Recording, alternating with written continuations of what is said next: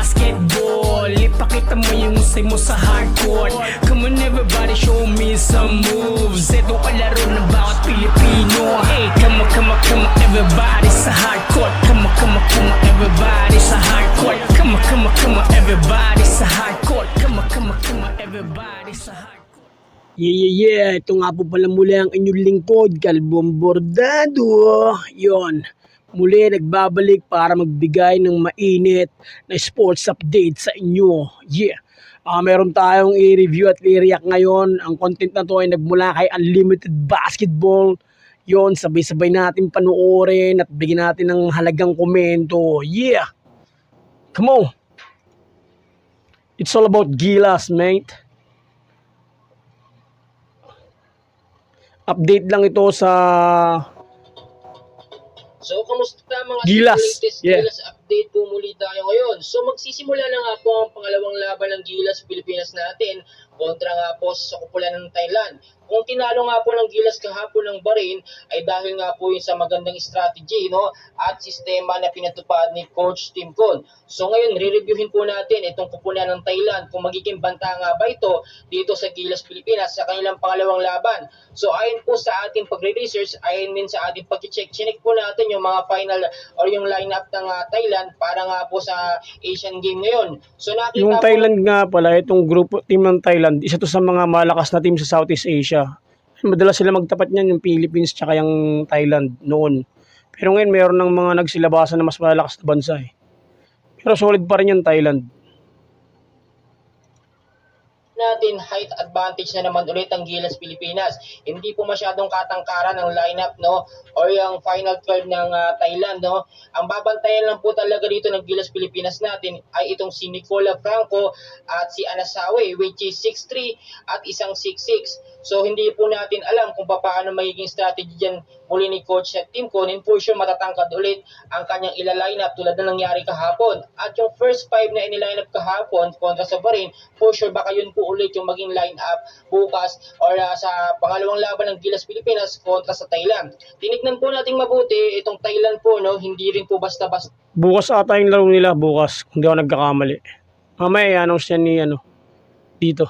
Kahit hindi po ganoon katatangkad ang kanilang mga player, so average lang ang height, mas lamang pa rin tayo, matatangkad tayo kasi may Pahardo tayo, meron tayong Kuwame, no, at nakikita nyo, meron din tayong Japet Aguilar. Talagang marami tayong matatangkad ngayon na player. At nakita nyo kahit medyo average lang yung height ng Thailand, ay marami silang achievement na nakuha kung ikukumpara sa Pilipinas. Itong Thailand po kasi, no, sa FIBA Asia Cup naman ay pang 6th place sila noong 1969, pang 6th place din noong 1975 at 8th place naman noong 1987. So ang Pilipinas naman po, no, pang 7th place noong 1973 at pang 14th place naman noong 2013. So kung ikukumpara natin sa mga achievement sa performance, di hamak na medyo lamang ang Thailand. Pero dati pa po yun, no, hindi pa po namumuno noon itong si Coach Tim Con at iba pa rin yung coach noon. Ngayon po kasi talagang binabago na o sinisira na ni Coach Tim Con yung history ng hindi magandang performance ng O tsaka iba mag-rotate ng tao si Coach Tim. Iba talaga. Gilas Pilipinas. At ngayon, sasabak tayo sa panibagong coach Sabi ko nga sa'yo, para siyang Phil Jackson ng PBA eh.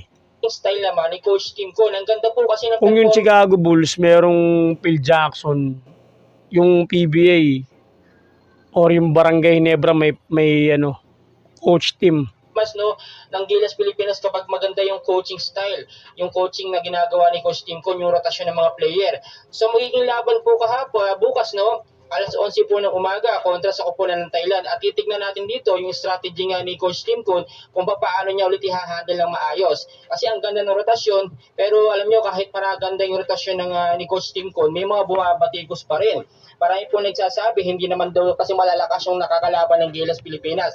Sana nga doon makatapat yung magagaling, no, para doon mapatunayan at kung talagang may laban ba ang Gilas Pilipinas sa lineup ni Coach Tim Con. Pero kung titignan nyo mabuti, kung iba po ang nag-lineup ng Gilas Pilipinas, iba yung rotasyon, hindi rin magiging ganoon. Kasi ang nakita nyo, no, sobrang lamang na lamang tayo. Ibig sabihin, maganda yung improvement ng performance ng Gilas Pilipinas sa panibagong sistema ni Coach Tim Con. So babantayan po nating mabuti yung pangalawang laban ng Gilas Pilipinas kontra sa Thailand. Saka advantage dyan, meron siya mga player nang galing sa team niya. Si Coach Tim, meron siya mga player kagaya nila, Scottie Thompson, tsaka yung naturalized player si Brawley. Ang laking ano yun, ang laking advantage nun. Yung height advantage na tayo, no? Tandaan nyo pong mabuti. Kapag nanalo tayo bukas, no? Dito sa pangalawang laban ng Gilas Pilipinas, sure ball na po tayo sa next round, no? At mas mabibigat ang ating makakalaban. Sana nga magtuloy-tuloy yung magandang performance ng Gilas Pilipinas na kanila yung pinakita. Dahil kung titignan po ninyo, all goods lahat ng player, wala pong na-injury. Except po doon kay Scottie Thompson na parang medyo napasama po yung kanyang pagkabagsak. At siguro naman, hindi naman siya, okay naman siguro siya. Si Justin Brawley, alam naman natin, all goods yan. At talaga ngayon, humahakot ang kasikat. Tsaka ano yan, ang tawag ng mga, kumbaga ano yan kumbaga suicide bomber yung mga yan. Hindi yan basta-basta masaktan. Pero lang kung matinding injury, pero yung mga ganun-ganun lang tumba. Pero delikado yung kay Scottie Pero iba kasi yung Scottie Thompson, suicide bomber yan Kumbaga patay kung patay yan Hatan itong si Justin Brawley at talaga napapansin siya doon sa China. Ang dami agad umiidolo sa kanya kasi maganda yung pinapakita, no? So talagang babantayan natin, no? Marami ngayong mga mata, yung mga bashers na nakatingin sa panibagong sistema na gagawin naman sa pangalawang laban ng Gilas Pilipinas kontra sa kupunan ng Thailand. So marami tayong kaganapan. Please huwag niyo pong kalimutan mag-like and subscribe para updated po kayo sa ating mga Gilas update. Everyday po yan, i-update ko kayo. At kayo pag may pagkakataon, magagawa tayo ng live updates para sa Gilas Pilipinas.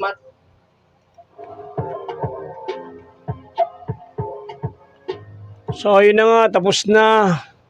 Subscribe kayo kay Unlimited Basketball para updated kayo sa mga movement ng Gilas Pool at syempre sa iba't ibang uri pa ng may relate sa basketball yon. Maraming salamat Unlimited Basketball at syempre kung di pa kayo nakasubscribe sa akin, subscribe na rin kayo para meron kayong makitang mas marami pang reaction video patungkol sa ating mga idolong Gilas. Yeah.